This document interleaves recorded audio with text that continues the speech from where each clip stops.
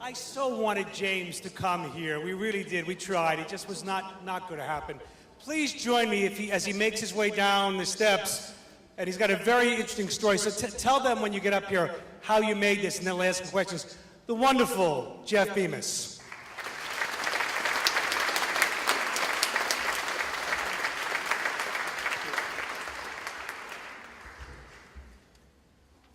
Well, so this was actually part of a class, and it was a class at Trinity College in Hartford. It was a class I'd always wanted to teach, where we came together as a class and as a crew and made one film together in one semester. And so we came in on day one having no idea what we were going to do, even if it was going to be scripted or unscripted.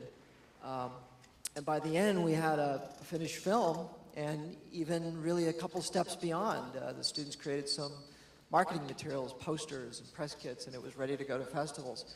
And so the way we chose the subject was everybody in the class had to, I think they had to find and read at least a dozen scripted films, fictional scripts, and then they had to generate at least a dozen documentary ideas. So doing the arithmetic, we probably covered a couple hundred ideas, but somebody's cousin, somebody in the class said, oh, I have a cousin, and he has this thing, Fragile X. And so we voted, and eventually this idea won the day. And we called up the Colburns, and we asked, would you mind if your niece brings a whole class who's a film crew to your house, and we interrogate you and James, if you'll do it. And this is the film that resulted.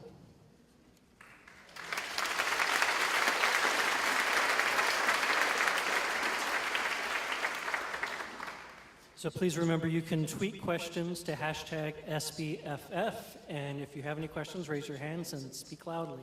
Any questions? Yes, ma'am.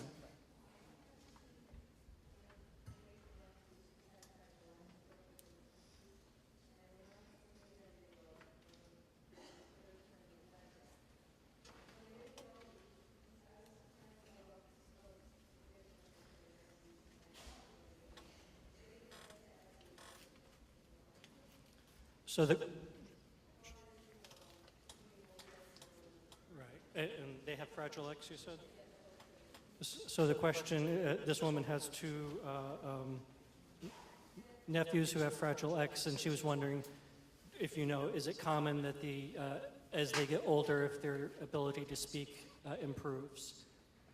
You know, I don't know for sure. I know that it's one of those disabilities that varies from person to person. You know, it's interesting though, because it's the, I guess it's the most common known cause of autism. There's a lot of unknown causes, but it's the most common cause. And so we took the film, we really haven't put the film out publicly, but we put it up on a website with a password, and we shared it with the Fragile X groups. And usually when you put something up on with a password, maybe you get, I don't know, 100, 200 people looking. Well, I checked it, and it had over 2,000 views, and it was headed toward 3,000, and it had passed around the world. I mean, it had gone to Australia, and people were emailing us and asking, could they please translate it into this language or that language? And what we realized was, I think young parents, when if they should get this diagnosis for their child, as you can understand, they're terrified, and they want to know what's in store for them. And so I think maybe they told us that seeing this family that from a very bad situation is doing relatively well, and the way that they kind of deal with it with their humor, I guess it gave them a little bit of hope and a little bit of an answer to what's ahead, but I do think it varies from case to case. Some more questions. Yes, ma'am.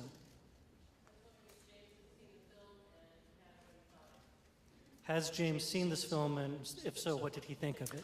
James has seen the film. He doesn't travel well, but he did come down to Trinity for the campus screening.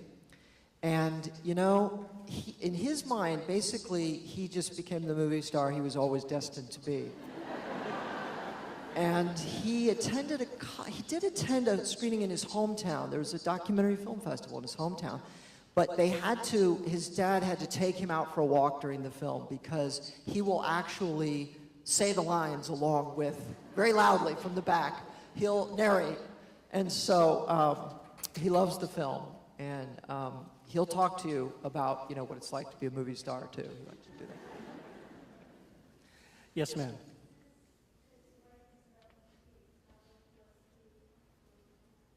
Yep. The question is, since he's so needs routine so much, how was it filming him? How was that difficult? You know, this was a great source of stress for his mother when she knew we were coming that day, because she thought maybe he might just not participate.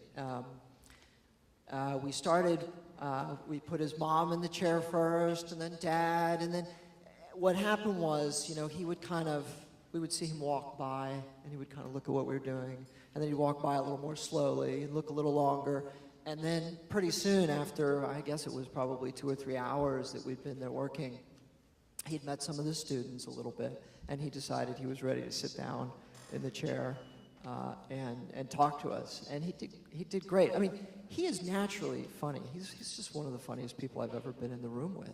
He's just, he's got natural comedic timing, and he makes a lot of people laugh and a lot of people smile. So we were really happy when he decided he was going to fully participate in this film. And he really did bond with the students. I mean, they really hit it off. So it was a very good experience for him. Yes. Other questions? Yes, sir. Does Jeff live with his, does he live with his brother? No, he lives with his parents. He lives with his parents, and his brother does not live at home.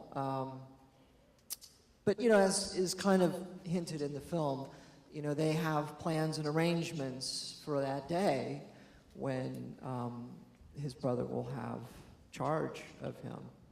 And I don't know what they'll do exactly. I don't know if they'll live together or not.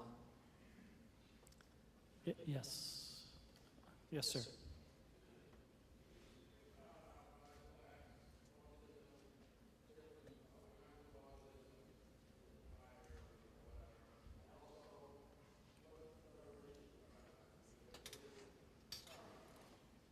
So the question is about, do you know the different types of autism and how Fragile X fits into that spectrum? So I have no doubt there are many people in the audience who know much more about this than I do. But as I understand it, there's a fragile part of the X chromosome that is weakened or has actually some kind of a tail on it, and it doesn't function properly. And it basically, I think in essence, stops the brain from developing early on. So you essentially aren't able to progress past, you know, whatever it is, 4-year-old sort of mentality or 6-year-old mentality. For instance, you know, James can't read. He can do a lot of things. He can function in ways that maybe a 4-year-old or a 6-year-old couldn't. But there are things that, and I have a 4-year-old at home, and I have to say, and I had this conversation with his mother, there are so many common traits, some personality traits that they have. So I think it's really, it's a problem with the X chromosome that becomes a developmental problem. More questions? Yes, way in the back.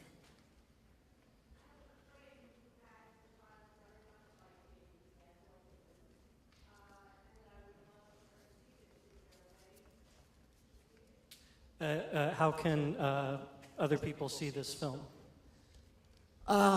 Well, at the moment, I guess there's no way yet. We're coming to festivals like Stony Brook, but no, we'll put it out into the world, I hope, sell it to probably an educational distributor, and but we're sharing it with every Fragile X group and family that wants it. I mean, they have full access to the film, and they can pass it around. More questions? Yes, sir.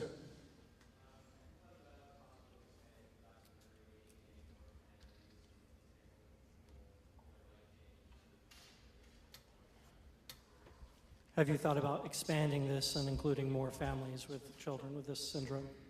No, I mean, not really, but I think that would be an excellent idea I mean, one of the things that's kind of nice is that there are a lot of films about autism, but a lot of them are really sad. I mean, you know, you don't really feel hopeful at the end, and that's reality. There's nothing wrong with that. But what happened in this case was, and I think when we started the project, the students felt that this was going to be one of those films. It was going to be one of those, you know, sort of tear your guts out and sort of really hard-hitting film. And then at some point we had to say, look, we have to look at the footage.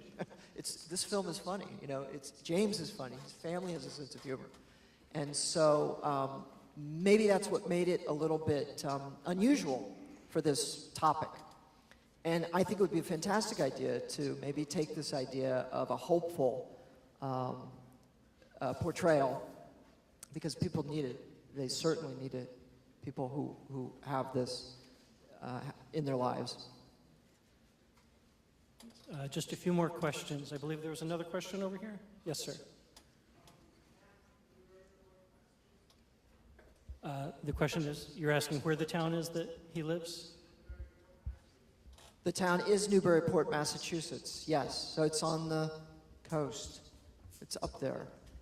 It's over there somewhere. Yeah, all I know is they were buried under about 20 feet of snow this past winter. But yeah, it's a beautiful little town, a little hamlet. And James he's like kind of a local celebrity there. Everybody knows him. The police know him. So they know it's just James, you know. And he has a lot of support and a lot of friends there. Yes, sir.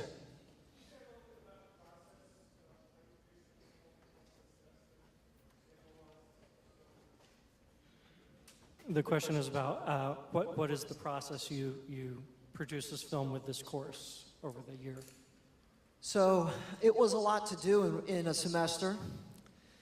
We shot it in about 3 days with 2 extra days of recreation, with the recreations and things where we did that.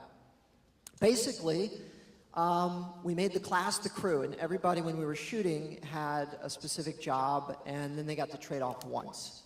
So we shot the film, and then a script was generated, and we basically took the script. I mean, you see, this is the thing about documentaries, and really my background is in scripted films. This is the first time I did a really serious documentary at this level.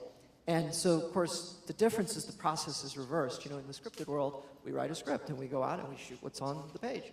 But in the documentary world, you have an idea, you go out and shoot, and then you look at your footage and you make a script. So we made a script, and then we basically just numbered every line on the page. I mean, every line. So we had, 100, 150 lines on each page. And we just gave, okay, your part of the editing, student, is, lines 1 to 150, and you're taking 151 to 300. And everybody was working in the lab in parallel, editing their bit. But the reason it feels unified is because we had this unified script. And so that was basically the process. And they also designed the artwork and, came up with the font and all that stuff. They really poured themselves into it. Join me in thanking Jeff Bemis. Thank you.